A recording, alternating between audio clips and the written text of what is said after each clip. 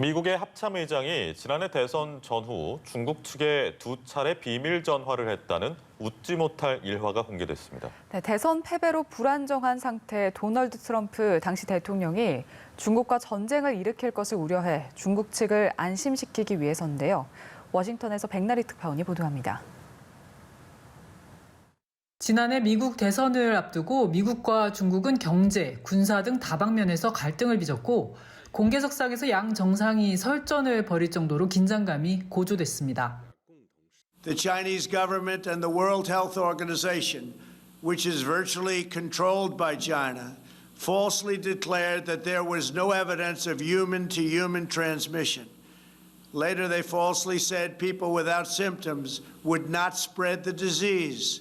坚决打赢全球疫情阻击战，反对政治化、污名化。 이후 대선이 치러졌고 도널드 트럼프 대통령은 패배를 인정하지 않고 지지자들을 선동하며 불안감을 증폭시켰습니다. 당시 마크 밀리 미 합참 의장은 트럼프 대통령이 중국과의 전쟁에 나설 가능성까지 우려했던 것으로 전해졌습니다. 워싱턴 포스트는 자사의 부편집자인 밥 우드워드와 로버트 코스타 기자가 곧 발간할 저서 위기에 이런 내용이 담겼다며 밀리 의장이 중국 측을 안심시키기 위해 2차례 비밀 전화를 했다고 보도했습니다. 첫 전화는 대선을 불과 나흘 앞둔 지난해 10월 30일 중국이 미국이 공격을 준비 중이라고 믿고 있음을 시사하는 정보를 검토한 뒤에 이뤄졌습니다. 밀리 의장은 리저청 중국 합참 의장에게 전화를 걸어 미 정부는 안정적이라며 중국을 공격하지 않을 것이라고 말했고 미국이 공격할 경우 미리 알려주겠다고까지 한 것으로 알려졌습니다. 두 번째 통화는 대선 이후인 올해 1월 8일로 트럼프 지지자들의 의사당 난동 사태로 미국이 그야말로 큰 혼란을 겪던 시점이었습니다.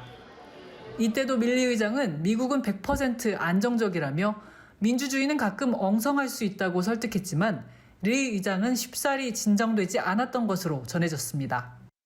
밀리 의장은 대선 이후 트럼프의 정신이 쇠약해졌다고 생각했고 이 때문에 고위 간부 회의를 소집해 대통령이 핵무기 발사 명령을 내릴 수 있지만 자신도 관여해야 한다고 강조한 것으로 전해졌습니다.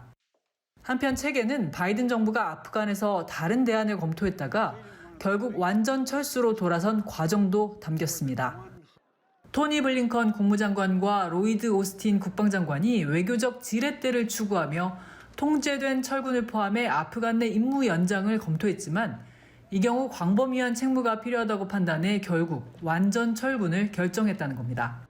워싱턴에서 연합뉴스 백나리입니다.